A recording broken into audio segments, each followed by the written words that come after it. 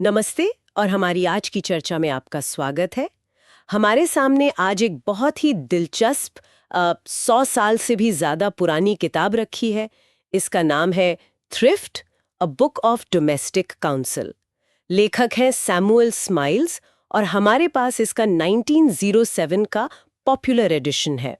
अब देखिए, थ्रिफ्ट सुनकर लगता है कि ये सिर्फ पैसे बचाने या शायद कंजूसी करने पर कोई किताब होगी, लेकिन ऐसा बिल्कुल नहीं है। ये असल में उस जमाने की पूरी जीवन शैली पर एक गाइड है। बिल्कुल। ये सिर्फ एक किताब नहीं, बल्कि अपने समय का एक कह सकते हैं घोषणा पत्र जैसा है। इसकी शुरुआत ही जॉर्ज हर्बर्ट की एक कविता से होती है, जिसका सार है मितव्ययी बनो पर लालची नहीं।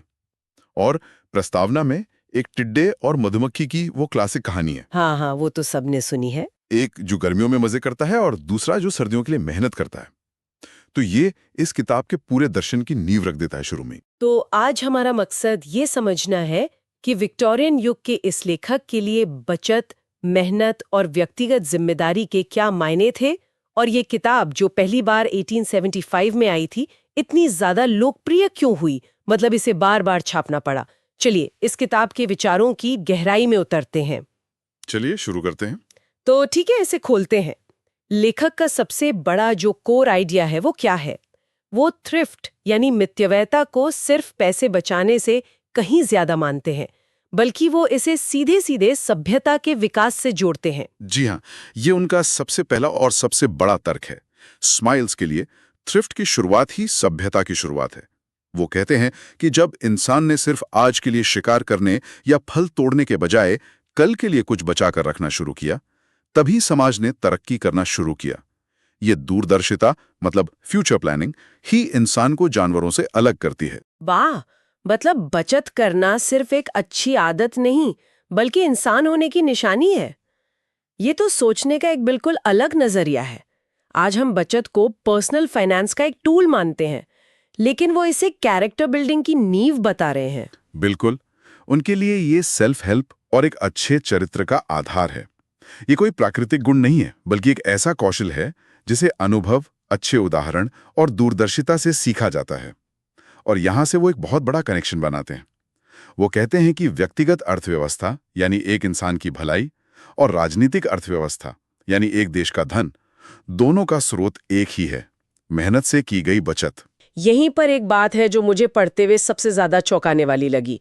वो लिखते हैं कि एक मितव्ययी व्यक्ति, मतलब जो पैसे बचाता है, वो सार्वजनिक हितैषी है, और एक फिजूल खर्च व्यक्ति सार्वजनिक दुश्मन। मतलब क्या वो सच में ये कह रहे हैं कि अगर कोई बेवजह खर्च करता है तो वो एक तरह से देश का दुश्मन है? आज के जमाने में तो हम सोचते हैं कि ज्यादा खर्च करने से इकॉनमी चलती है। हाँ, और यही इस किताब का सबसे क्रांतिकारी और आज के हिसाब से कंट्रोवर्शियल विचार था। उन्होंने पैसे बचाने को एक निजी काम से उठाकर सीधा राष्ट्रीय कर्तव्य बना दिया। उनका तर्क बहुत सीधा था। पूंजी या कैपिटल क्या है? ये श्रम का संरक्षित परिणाम है, यानी मेहनत जो बचा ली गई है। अगर लोग सब कुछ खर्च कर देंगे तो पूंजी जमा ही नहीं होगी, और बिना पूंजी के न तो नए कारखाने लग सकते हैं, न रेलवे लाइनें बिछ सकती हैं, और ना ही व्यापार बढ़ सकता है। सही बात है। तो अगर मैं अपना बोनस बचाने के बजाय एक नया फोन खरीद लूं, तो स्माइल्स के हिसाब से मैं सिर्फ अपना नुकसान नहीं कर रही, बल्कि देश की प्रगति में भी बाधा डाल रही हूं। उनकी नजर में बिल्कुल वो स्पेन का उदाहरण देते हैं। कहते हैं कि जमीन तो बहुत उपजाऊ है, लेकिन लोग गरीब हैं। क्यों? क्योंकि वहां उद्योग और बचत की संस्कृति नहीं है। उनके अनुसार एक राष्ट्र भी बिल्कुल एक व्यक्ति की तरह ही बिना सोचे समझे खर्च करके कंगाल हो सकता है। आपकी बचत सिर्फ आपका बुढ़ापा नहीं, बल्कि देश का भविष्य बना रही है। ये एक बहुत बड़ा नैतिक बोझ है जो वो हर व्यक्ति पर डालते हैं। तो ये तो हुई राष्ट्र और समाज की बड़ी बड़ी बातें, लेकिन स्माइल्स इन बड़े विचारों को एक आम इंसान की रोजमर्रा की जिंदगी से कैसे जोड़ते हैं? आखिर ये किताब तो घरेलू सलाह के लिए लिखी गई थी। मुझे लगता है सारी जिम्मेदारी घूम फिर कर व्यक्ति पर ही आ जाती होगी। 100%। किताब का एक पूरा अध्याय है जिसका नाम है हैबिट्स ऑफ थ्रिफ्ट, यानी मितव्ययता की आदतें। मूल संदेश ये है कि योग्यता और आराम ज्यादातर लोगों की पहुंच में हैं, अगर वे इसे पाने के लिए सही तरीके अपनाएं। ये इस बात पर निर्भर नहीं करता कि कोई कितना कमाता है, बल्कि इस पर कि वो अपने पैसों को मैनेज कैसे करता है। मुझे बल्वर लिटन का एक उद्धरण याद आ रहा है जो इस किताब में है, पैसा चरित्र है। मतलब आप पैसे का इस्तेमाल कैसे करते हैं ये आपके चरित्र को दिखाता है। बहुत सीधी और सख्त बात है। बिल्कुल। स्माइल्स का मानना है कि पैसे को जिस तरह से खर्च किया जाता है वो किसी व्यक्ति की समझदारी, उसकी दूरदर्शिता और उसके आत्मनियंत्रण को दिखाता है। इसीलिए वो कहानियों और उदाहरणों पर बहुत जोर देते हैं। मुझे इसमें एक कहानी बहुत पसंद आई मिस्टर स्मिथ की, जो एक मजदूर से मिल मालिक बने। जब उनसे पूछा गया कि वो अमीर कैसे बने, तो उनका जवाब कमाल का था। उन्होंने मजाक में कहा कि मैंने एक अमीर औरत से शादी की, और फिर बताया कि उनकी पत्नी का दहेज ये था कि वो एक बुनकर के रूप में सप्ताह में 9.5 शिलिंग कमाती थीं। ये सेल्फ हेल्प और पार्टनरशिप के विचार को बहुत अच्छी तरह से दिखाता है। ये कहानी बिल्कुल सटीक बैठती है। ये आत्मसंयम और छोटी छोटी आदतें बनाने के बारे में। स्माइल्स इस बात पे बहुत जोर देते हैं कि शुरुआत छोटी होनी चाहिए।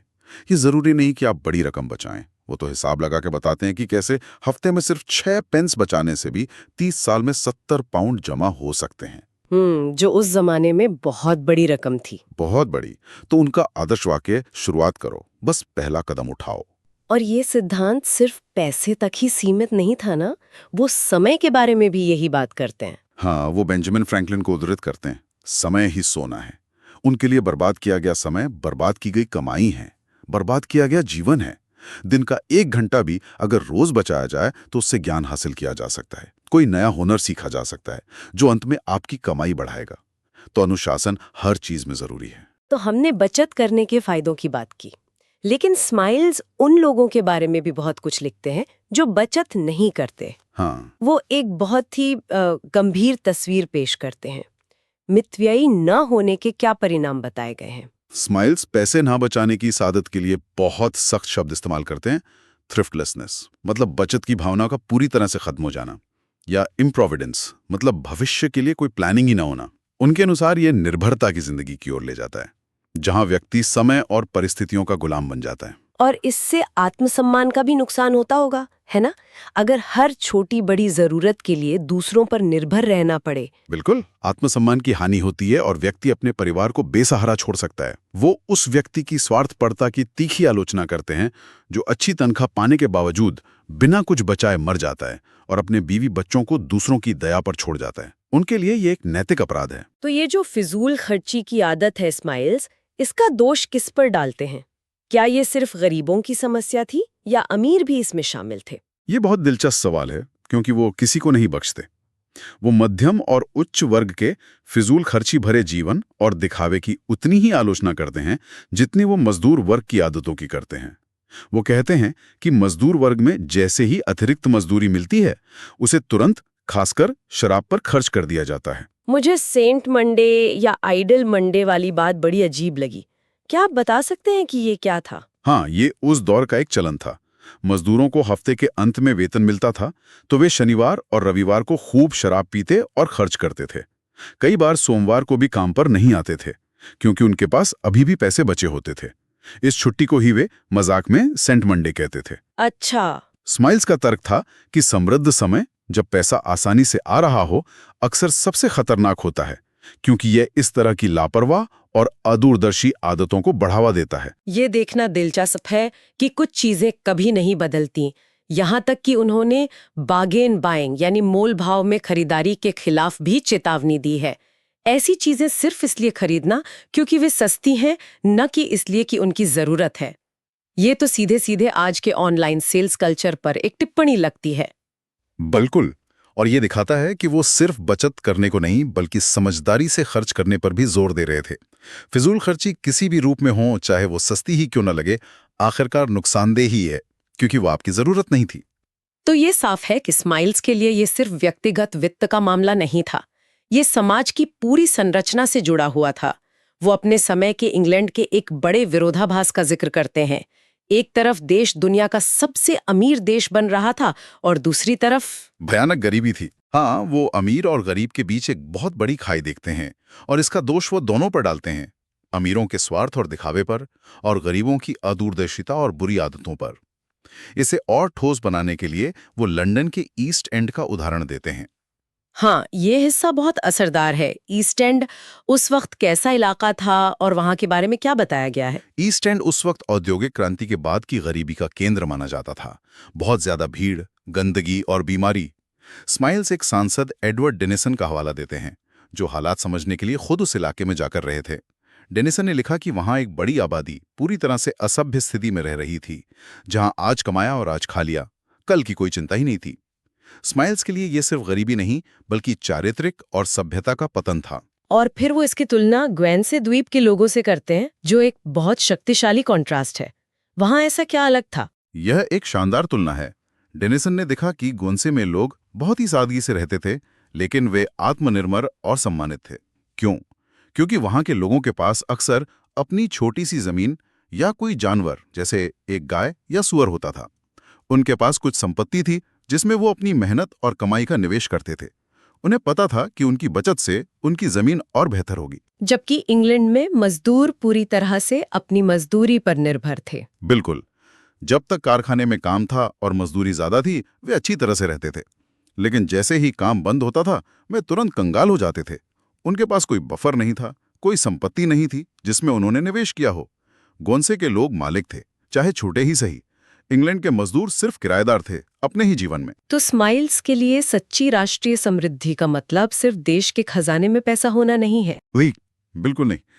अंत में स्माइल्स का तर्क है कि सच्ची राष्ट्रीय समृद्धि सिर्फ धन के बारे में नहीं है, बल्कि यह नागरिकों के नैतिक चरित्र, उनकी बुद्धि और उनके कल्याण के बारे में है।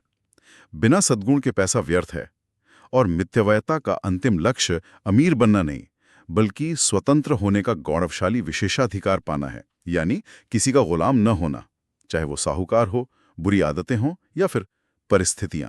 तो इन सब का क्या मतलब है? हमने देखा कि कैसे एक 19वीं सदी के लेखक ने मिथ्यावेता को सिर्फ पैसे बचाने के रूप में नहीं, बल्कि व्यक्तिगत चरित्र, सभ्यता और राष्ट्रीय समृद्धि की नींव के रूप में देखा। यह व्यक्तिगत जिम्मेदारी का एक बहुत ही शक्तिशाली और स्पष्ट दृष्टिकोण है। संदेश साफ है, समाज एक एक व्यक्ति करके सुधरता है, और इसकी शुरुआत आत्मसम्मान और भविष्य के लिए योजना बनाने से होती है। यह बाहर से नहीं, अंदर से आता है। विचार निकलता है। ये किताब बार बार कहती है कि मदद इंसानों के अंदर ही है, और कानून या सरकारें लोगों को संयमी या समृद्ध बनाने के लिए बहुत कम कर सकती हैं। कट्टरपंथी आत्मनिर्भरता का ये विचार आज की दुनिया में कैसा लगता है, जहां हम अक्सर सामाजिक और आर्थिक समस्याओं के समाधान के लिए सरकारों, सिस्टम और संस्थानों की ओर देखते हैं? क्या स्माइल्स का ये विचार आज पूरी तरह से अप्रासंगिक हो गया है, या फिर इसमें कोई ऐसी सच्चाई छिपी है जिसे हम आज की जटिल दुनिया में कहीं भूल गए हैं?